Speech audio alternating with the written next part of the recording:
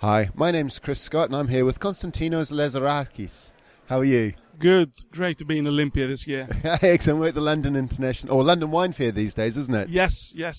Excellent. You're an expert on Greece, so what we want to do today is talk about Greece and some of the wine regions in Greece. That's why I'm here for, actually. Yeah, you've just done a presentation on Greece. Sadly, I missed it. I was running late, got caught up in tubes and trains and everything. I really planned on attending, but sorry about that. No worries. Let's start off, though. I know you're quite pressed for time, and I want to get as much out of you as I can. Sorry, because Greece is one of those areas. Fantastic. I used to think I struggled with Italy, but now Italy is nothing compared to Greece. Yeah, well, it's a bit of a struggle, but then this is what we're trying to do, to help people understand in Greece, because Greek wines are great, but they do need some form of introduction, some form of developing proper stance against them. I think Greek wines are amazing, and I do invite people to taste as many Greek wines as possible. Yeah, they're not that easy to get hold of in the UK, though. When I've been doing the WC Level 3 and we've needed to supply Greek wines, good quality Greek wines aren't exactly available on the high street very often, are they? Yeah, but then to some degree that becomes to be their main advantage. So there are more esoteric craft wines that you have to go to the proper points to buy them rather than dropping off to your local supermarket, regardless whether UK possibly has some of the best supermarket wine ranges in the world. Okay, let's just talk a wee bit about Greece in general. There's around 200 indigenous grape varieties in Greece, that's an awful lot for a small country. Yes, one of the most important advantages of Greek wines is the array of autochthonous grape varieties.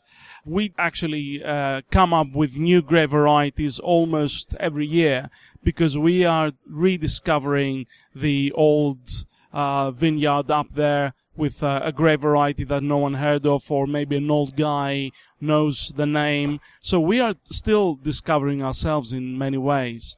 We have now about 200 grape varieties being identified. There are people that claim this number could go up to 600, so very close. Oh gosh, yeah. Yeah, so very close to the number of indigenous grape varieties present in Italy, but at a far lower acreage. However, you have to keep in mind that in terms of being present in the market, then we are talking at the moment with about 50 grape varieties. But every year we have at least one new grape variety being introduced in the marketplace by someone who is producing some monovarietal wines. I noticed the wines that you were showing in your presentation. One of them was a blend of the Greek variety Exinomerov and Syrah and Merlot. Are there many international grape varieties in Greece? Yeah, you have to keep in mind that Greek people do enjoy drinking Greek wine. We are consuming about 95% of the wine we are producing. And Greek wine consumers might enjoy our Xinomavro and our Assyrtiko, but then they can be quite fascinated by the flavors and aromas of grapes like Sauvignon Blanc, Chardonnay, Syrah, Merlot. And because these Greek consumers are the Greek wine producers' main customers, then, of course, as you can imagine, Greek producers do want to have a closer look on the international varieties as well. Then there are people claiming that, Greek wine is not an easy sell. So if you're having the strategy of developing your Greek wine sales with using just autochthonous grape varieties, to some markets, possibly like UK, it might be very difficult.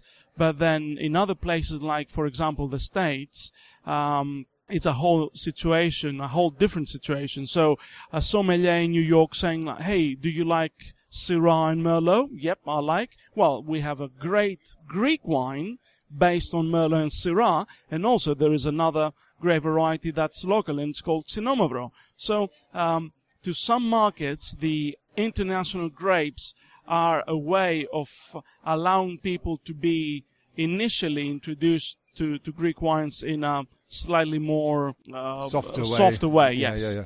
Okay, let's talk a wee bit about the PDOs, or the old appellation controles. What do you call them in Greece? Okay, we have been doing some big changes along the EU reform of appellations. So now we do have effectively 2 tiers of appellation wines. At the top we have the PDO. Actually, we call them POP. Pop, I like that. I can pronounce POP, that. yes, it's POP. So PDO in Greek is POP, and it's προστατευόμενη ονομασία προελεύσεως. In the old days, the POP wines were split in 2 subcategories, what we called the OPAP and OPE. The OPAP and OPE wines were merged in the POP category. Okay. And then we have the regional wines, what in France used to be called Vin de Pays. Yep. And these are now called PGI. Mm-hmm. In Greece, we call them PIE. And PIE stands for προστατευόμενη γεωγραφική ένδειξη. Excellent, excellent. And that's where the likes of things like Retsina, which is in the UK, it's got a bad reputation of people drinking it on holiday. It's the wine with the pine resin in it, isn't it? Yes, Retsina is the one with the pine resin. Unfortunately, most of the people coming down to Greece are treated with the bad Retsina.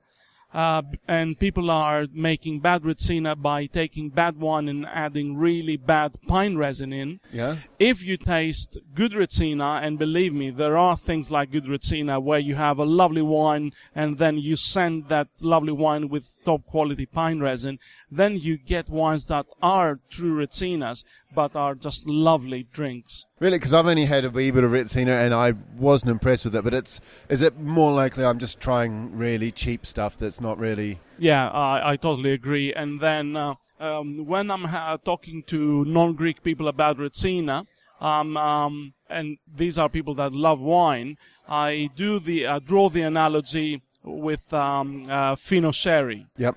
Most standard wine drinkers would be scared away by the taste of a Fino Sherry. Yep. It's a highly individual style, Yep. really powerful, with flavors into your face, but it's all about food and wine. Mm-hmm. It's all about being able to sit down in front of 20 different tapas, every single one of them being really flavorful and really intense. So the only way you could enjoy these small bites of food is having a wine with enough power to clean your palate from your previous bite and allow you to enjoy your next bite. This is exactly how Retsina works, and Retsina can be a great wine. So you would say it's more of a food wine as opposed to a drinking wine? Yes, of course. Okay. And what are the grape varieties in Retsina? Well, the main grape varieties used in Retsina is Roditis and Savatiano. Yep. Actually, Savatiano has a bad name, mainly because of it being used to produce bad quality Retsina. Okay. So but then, believe me, there are people now taking a closer look to Savatiano, and they're making not just great Retsinas, but they make great dry and raisinated wines. I recently had a 12-year-old Savatiano that was given to me blind, and I was thinking I was tasting a 10-year-old Burgundy or whatever. Oh, really? It was a lovely wine. And is it Retsina's grown all throughout Greece?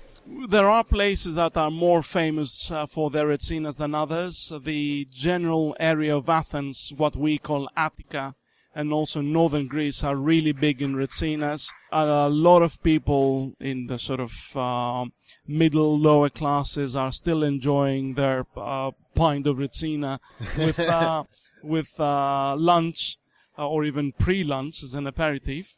But Retsina slowly declines. I would be very surprised if my son generation will be drinking Retsina apart from the occasional... Yeah, family traditional thing. Yeah, exactly. All right, well, let's talk about some of the main regions and their grape varieties then, because that seems to be where Greece is trying to strive forward, or internationally, particularly with WSD, they seem to be pushing certain regions and styles. What took place in 2008 and until 2010 was a big strategic plan that everyone in the world of Greek wine tried to develop. So we came up with the fact that maybe Greek wine world was far too complex for the average wine drinker. So we decided to initially focus on 4 main regions that also are using single varietals and promote them as our initial Greek wine proposal, to trying to get a clearer message, and this is reflected by the new WSET material. Okay. So the idea is that if you want to know Greek wine, then you do go for these 4 regions that are relatively easy to understand. They're really distinct in terms of style. And if you feel like doing a bit more work on Greek wine, then there are, 196 more grape varieties to discover and a handful and a mouthful of other wine appellations. Well, let's start off with the first one. You said it was Nausa. Okay, we have 2 red wine appellations and 2 white appellations. Well, that's a nice way of splitting it out, red and white. Yep. Okay. So we start with the red, and the first one is Nausa. And Nausa appellation is up in the north, very close to the city of Thessaloniki, and the area of the general area is called Macedonia.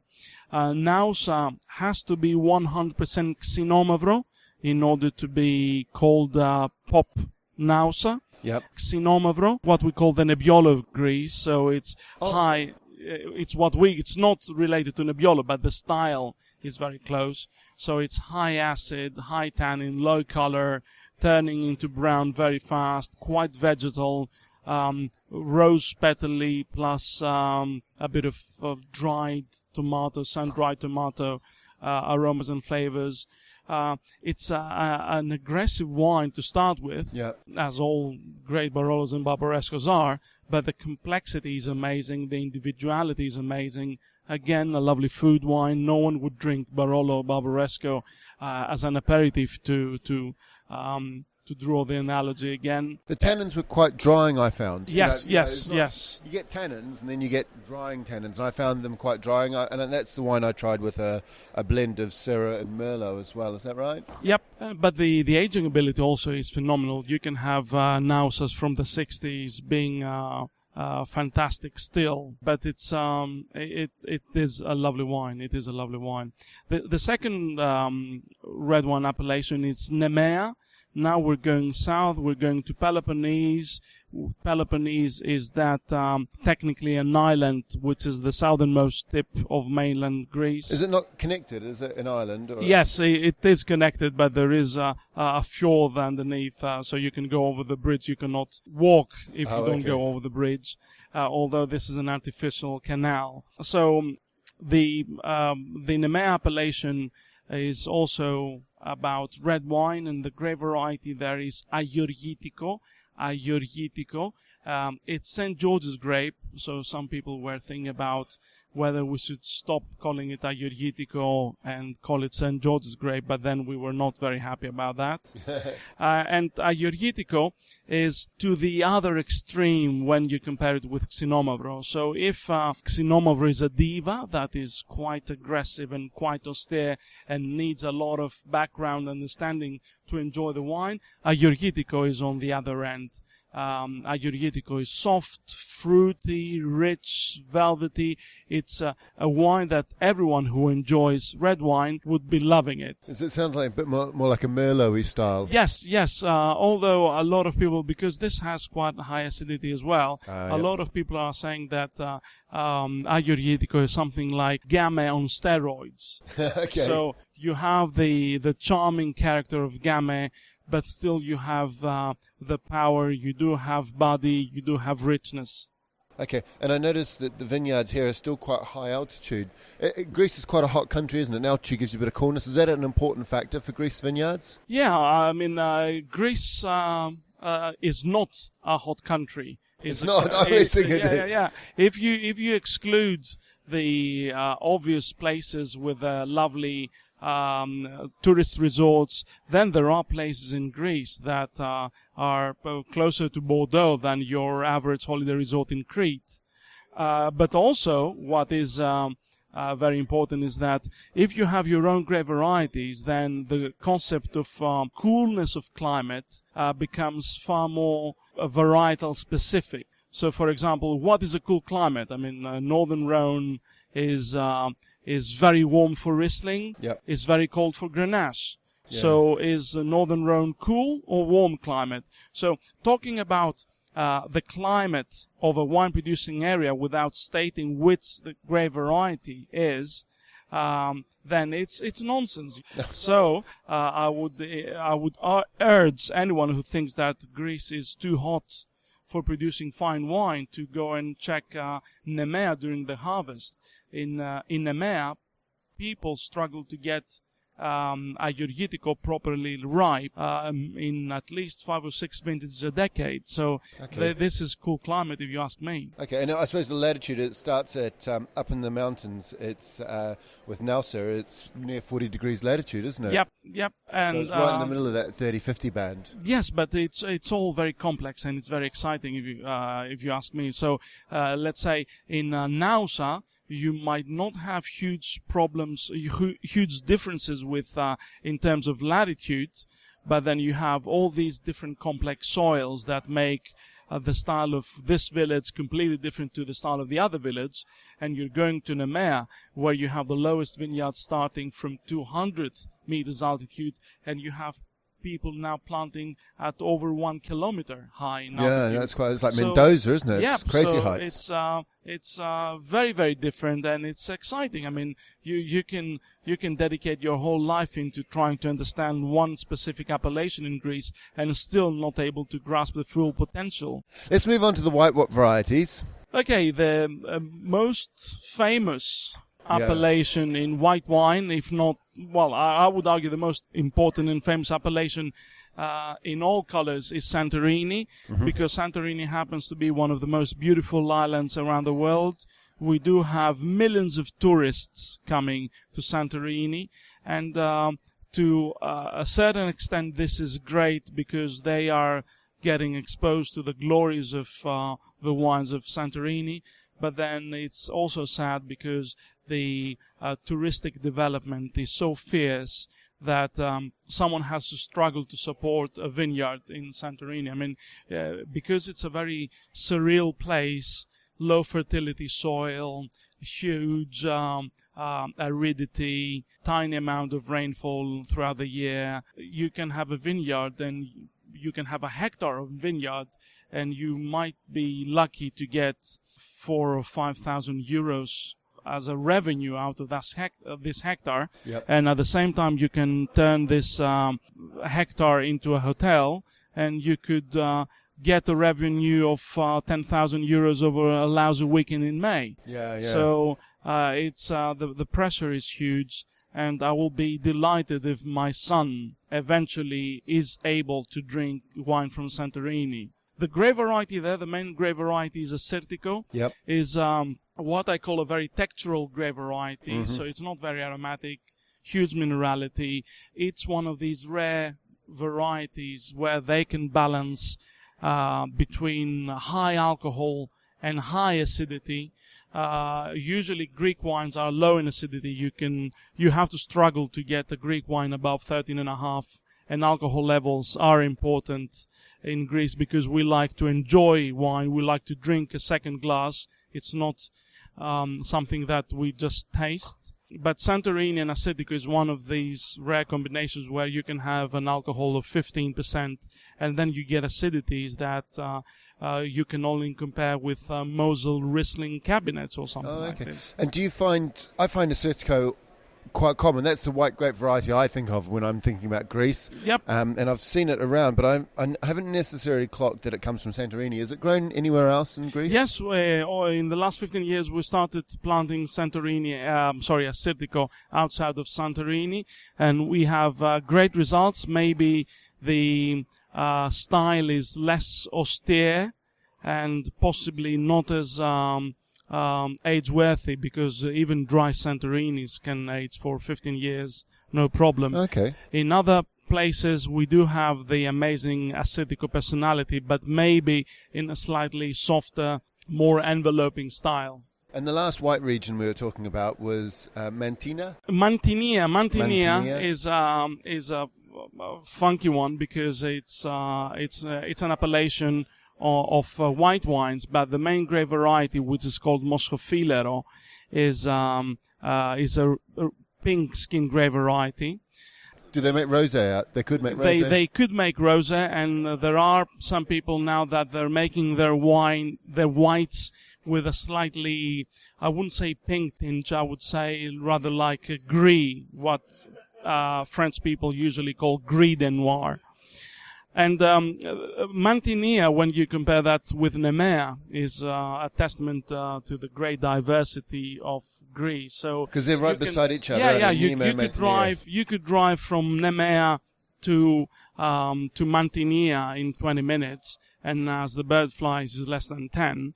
And then you do have Mantinia, a fantastic plateau, 600, 700, 800 meters altitude, everything surrounded by mountains. You can be at Nemea and enjoying a very warm afternoon in August with 35 degrees, and then you can drive up to Mantinia, and in the night you would need the jacket. Yep. Lovely. And also going back to the coolness of climate, there are people harvesting Moscofilero even after the end of October, and Moscofileros are usually wines that are 12.5% alcohol with really high acidities. If you taste a Moscofilero, it's very fresh, very aromatic, rose petally, because Moscofilero is probably linked to the Muscat family of varieties. Yep. But it is a wine that, as I said, if you taste this blind, you would think that is a wine of Germanic freshness and elegance. However, it comes from a place that, by looking at the map, it comes in one of the warmest places in Europe. So this is not the case. Excellent. I think that's everything we needed to cover. Is there anything you'd like to say? Drink more Greek wine. It's fantastic. It's different. It's valid. We need your help. Excellent. Well, thank you very much for your time. I really appreciate it. My pleasure. Thank you very much. Cheers, bud.